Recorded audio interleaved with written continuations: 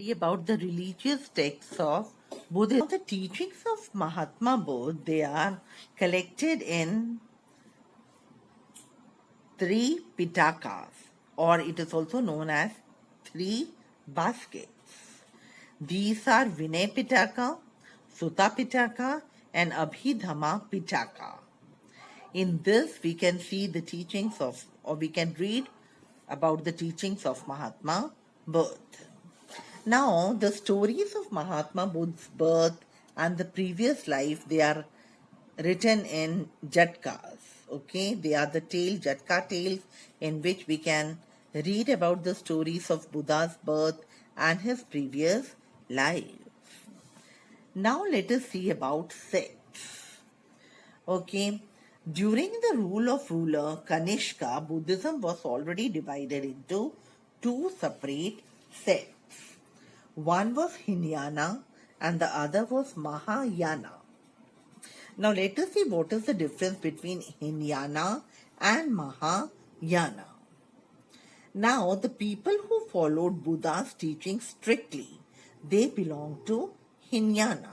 Okay. Now the followers of Mahayana sect, they started believing that Buddha was an incarnation of God. They took him as an incarnation of God, and they started worshipping him, and they started making the statues and the statues of Mahatma Buddha.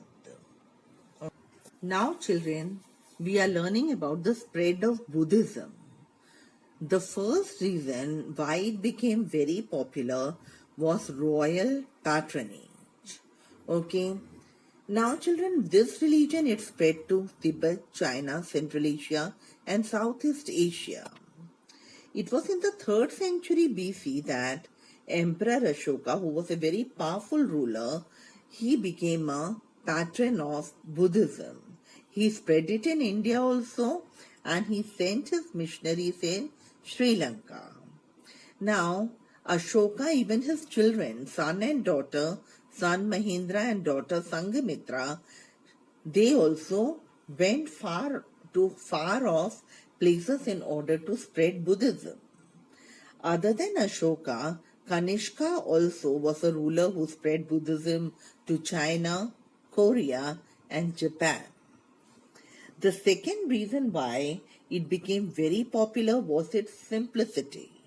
Okay, it spread very fast because its teachings were very simple, and it was in the language of the people.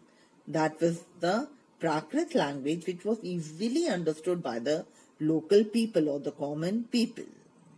Then thirdly, it was also patronized by two emperors, that is Ashoka and Kanishka, who made this religion a world religion, or it became very famous in the world because of the efforts of Ashoka and Kanishka. Now the third reason why it became very popular was the principle of equality. As I already told you, in Buddhism, all the people, they were considered as equal. So it was against to the caste system also, and the people, those who belonged to the low caste, they were more attracted towards this religion because it was for the first time that they were considered equivalent to the higher castes. Okay, now it was a religion in which the rules for the monks and the followers, they were different. Other than this, even the women, they were allowed to join this religious order, which was known as Sangha, which was the religious order of the Buddhist. Now let us see about the contribution of Buddhism. Buddhism had contributed a lot to the Indian society. Okay. Now, Sangha, which I already told you, it was a religious order of the Buddhist monks. It was an order which was established in order to spread the message, or in order to spread this religion, which was Buddhism. Okay. The Buddhist monasteries, they were known as viharas, and they were the centers of learning and education. The monks, they used to stay in the viharas or the Buddhist monasteries, and they used to study about this religion. In the olden days, the main centers of Buddhist learning, they were Takshashila, Nalanda, and Vikramshila. These were the main centers of Buddhist learning. Now, scholars from all parts of the world, they used to come to this universities. Now, Buddhism, it also became very helpful in the spread of education, and it was among all the people of all the caste, because it did not believe in casteism. All of them, they were equal.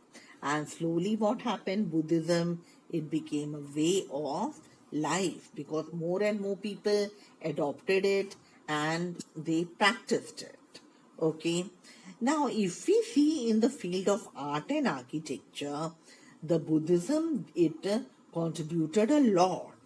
We can see many beautiful temples, stupas, viharas, chaityas, and other monuments which were made by the Buddhist people. So, in short, we can say that the Buddhists, or this Buddhism religion, it left a very huge impact on the art and architecture of India.